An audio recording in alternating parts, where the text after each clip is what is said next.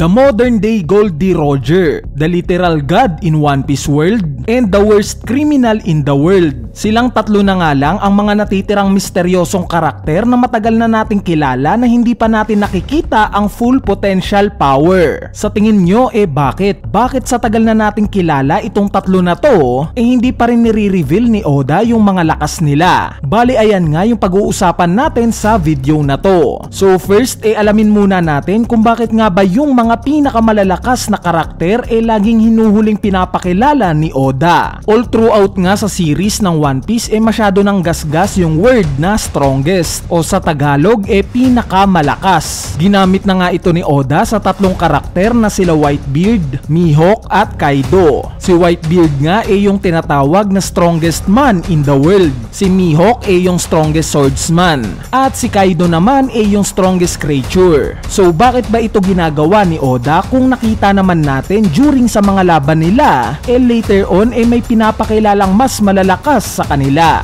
Gaya for example ni Whitebeard, paulit-ulit ngang pinagdidiinan sa kwento during early One Piece days na siya daw ang pinakamalakas na tao sa mundo. In fact equal footing nga daw siya ng dating Pirate King na si Roger. At umabot pa nga sa point na kayang-kaya nga daw niyang kuhain ang One Piece treasure nang walang kahirap-hirap. Pero pinili daw ni Whitebeard na hindi. At during Marineford War nga itong pag-hype sa karakter ni Whitebeard bilang strongest man napatunayan naman niya. Napinsala nga niya ng husto yung Marineford. Halos baguhin nga rin niya yung geography neto. At sumabay siya sa halos tatlong admirals. Pero later on nga sa kwento nag-introduce ng iba pang karakter na mas far superior yung lakas kesa sa nakita nating Whitebeard sa Marineford War. Masasabi nga nating mas impressive yung mga lakas nila kesa sa nakita nating si Whitebeard. Ibig sabihin ba neto peke lang itong epithet ni Whitebeard na strongest man? Hindi. Dahil kasabay nga ng pag-hype ni Oda na si Whitebeard ang strongest man, sinusundan nga niya to ng pagpapakita na masyado nang matanda si Whitebeard at lagpas na yung prime niya. Umabot pa nga sa point na nakita nating may medical condition siya. Pero kahit ganun pa man during nga sa mga oras na to nandun yung gigil natin na makita kung gaano ba talaga kalakas itong sinasabing pinakamalakas na tao sa mundo. In short yung curiosity ang nagdikta sa atin na malakas talaga si Whitebeard. Even though nag-underperform siya sa Marineford War. Though pinatunayan rin naman yan ni Oda during sa naging flashback ni Oden. Since may glimpse nga ng paghaharap nila ni Roger. So same nga itong senaryo na to sa pagpapakilala rin kay Kaido. Gaya nga ni Whitebeard na may strongest sa epithet ganito rin si Kaido. At during Wano Arc nga gigil tayong malaman kung gaano siya kalakas. Since kung si Whitebeard nga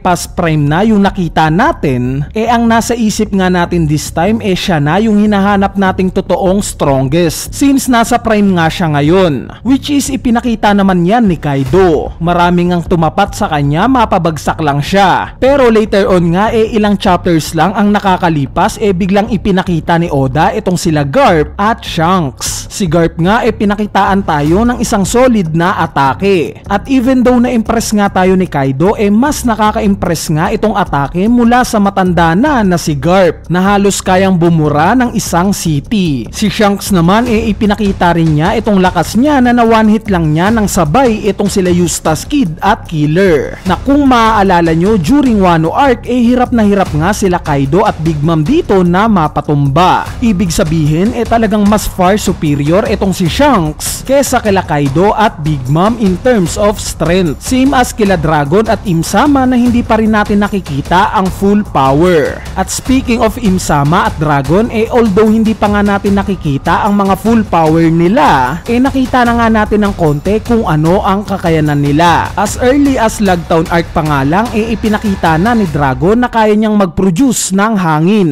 Hangin na napakalakas to the point na nakaka-create siya ng tornado. Kaido. Alam ko na matagal ng topic sa One Piece community kung ano yung Devil Fruit powers niya. Maraming ang nagsasuggest na meron nga daw siyang Wind Fruit. May mga nagsasabi rin na meron daw siyang Storm Fruit dahil bukod nga sa hangin nakakita rin tayo ng lightning at ulan nung time na nailigtas niya si Luffy. Pero ano't ano pa man ang Devil Fruit ni Dragon paniguradong gugulatin niya tayo once na makita na natin siyang lumaban. Since ito nga yung nature ng Monkey Family. Yung ipinapakita nga nila laging above expectations. Kaya naman sa parating nga niyang laban sa mga Celestial Dragons, specifically sa mga Holy Knight, paniguradong magpapasikat siya. At gaya nga ng pattern na inexplain ko kanina, siguradong above expectations din yung makikita natin sa kanya. Sa tanong nga kung kailan mangyayari itong laban ni Dragon sa mga Holy Knights, although pure speculation lang to, ine-expect ko nga na mangyayari to sa chapter 1100. Bakit? Dahil sobrang relevant nga ng number na to kay Dragon. Dahil sa mga hindi nakakaalam, na-introduce nga itong karakter ni Dragon during chapter 100. At nakakatuwa nga kung 1000 chapters later, doon palang marireveal yung tunay na lakas niya. Kumbaga classic yung magiging dating. Biruin nyo, 1,000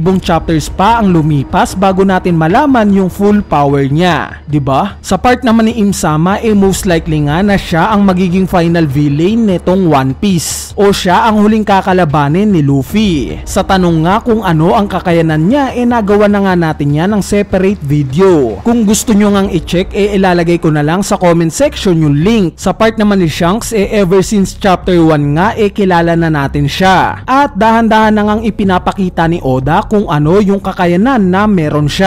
At kung napanood nyo nga yung One Piece Film Red, inilabas na rin yung possible na makikita nating lakas niya sa manga. At unlike nga sa mga kilala nating pinakamalalakas, itong si Shanks nga walang Devil Fruit. At base nga lang sa haki yung meron siya. At itong katangian nga na to yung similarity niya kay Roger. Kaya natin nasabing siya ang modern day na Goldie Roger. Pero kung iisipin nyo, may similarity nga rin kay Whitebeard yung pananaw sa buhay netong si Shanks. Dahil gaya nga kay Whitebeard na capable ng puntahan ang Laugh Tale at kuhain ang One Piece treasure, hindi nga niya ginagawa.